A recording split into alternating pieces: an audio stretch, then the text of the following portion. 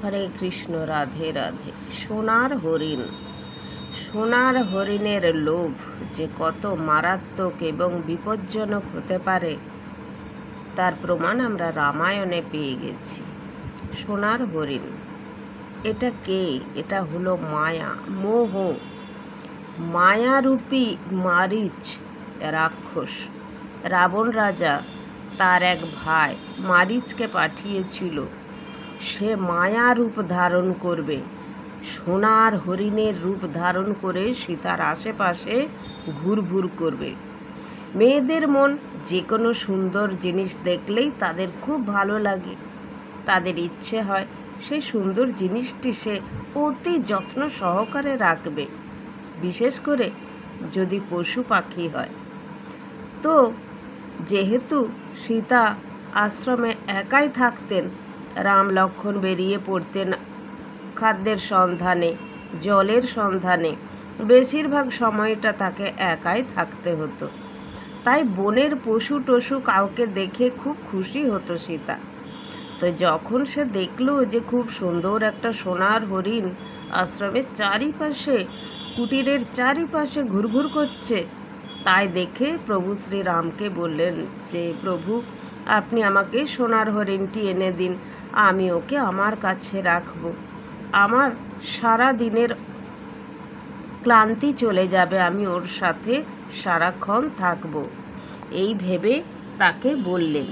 তো সেই জন্য তখন শ্রীরাম তাকে বললেন, ঠিক আছে প্রিয়ে, আমি তোমাকে এনে দিচ্ছি।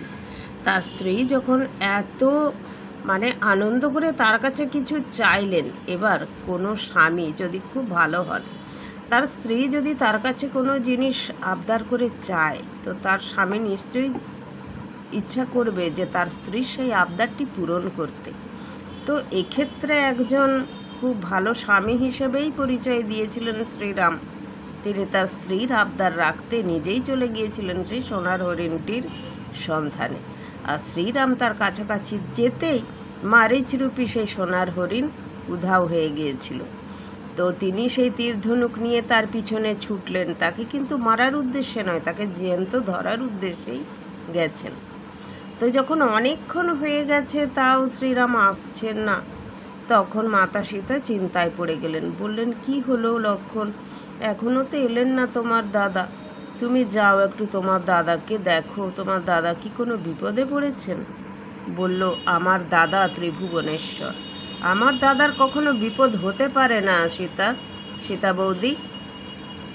আমার দাদা হলেন সারা পৃথিবীতে যত খারাপ জিনিস আছে সেই খারাপ জিনিসকে দমন করতে পারে আমার দাদা। তাই আমার দাদার ওপর আমার পুরো আস্থা আছে, এবং আপনিও আস্থা রাখুন বৌদি, কোনো চিন্তা করবেন না, আমার দাদা ঠিক ফিরে আসবে। কিন্তু মাতা সীতা নাছোড়বান্দা। একটু পরে যখন মারীচ ঠিক হুবহু শ্রীরামের গলা নকল করে বললেন, ভাই লক্ষ্মণ, আমায় বাঁচাও, আমি খুব বিপদে পড়েছি, তখন মাতা সীতা চিৎকার করে কেঁদে উঠলেন। বললেন যে তোমার দাদা চিৎকার করছেন, তুমি তাও যাবে না? তোমার এত অহংকার, তুমি যদি না যাও আমি এই মুহূর্তে এখানে দেহত্যাগ করব। আগেকার দিনে সতী নারীরা তাই ছিল, স্বামীর অপমান সহ্য করতে পারতেন না। তিনি লক্ষ্মণকে অনেক কিছু কটূক্তি করলেন, তখন লক্ষ্মণ আর সহ্য করতে পারলেন না, বললেন, ঠিক আছে বৌদি, আপনি যখন বিশ্বাসই করছেন না আমার দাদার বিপদ হতে পারে, ঠিক আছে, আমি তাহলে আসছি, কিন্তু আমি এখানে একটা গণ্ডি দিয়ে যাচ্ছি, যেটাকে বলা হয় লক্ষণ রেখা।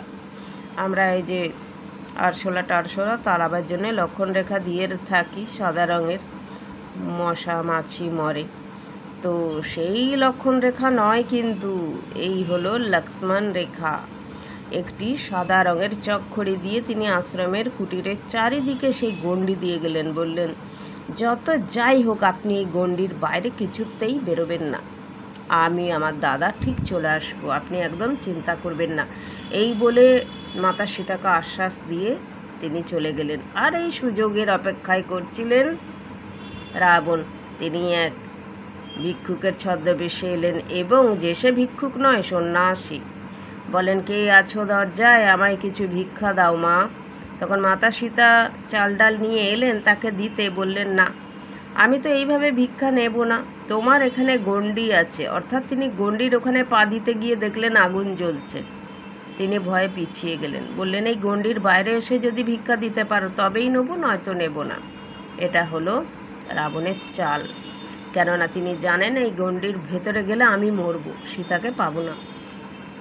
তাই সীতাকে হরণ করার উদ্দেশ্যে তিনি বললেন গণ্ডির বাইরে আসতে। আর তখন নারীদের মন সাধু বলে কথা, তাকে যদি ফিরিয়ে দেওয়া হয় সংসারের অমঙ্গল হবে, স্বামীর অমঙ্গল হবে।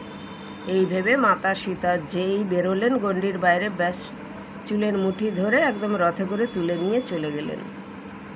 তাহলে এখানে কার ভুল কার দোষ কিছুই বিচার করার নেই, হতেই পারে এরকম। মেয়েরা তো অতি সরল হৃদয়া, তাই মেয়েরাই বারবার বিপদে পড়ে, এটা পৌরাণিক কাহিনী থেকেই আমরা জানতে পারি। আর এই আধুনিক যুগেও তাই হচ্ছে। সবাই বলে যাবেন জয়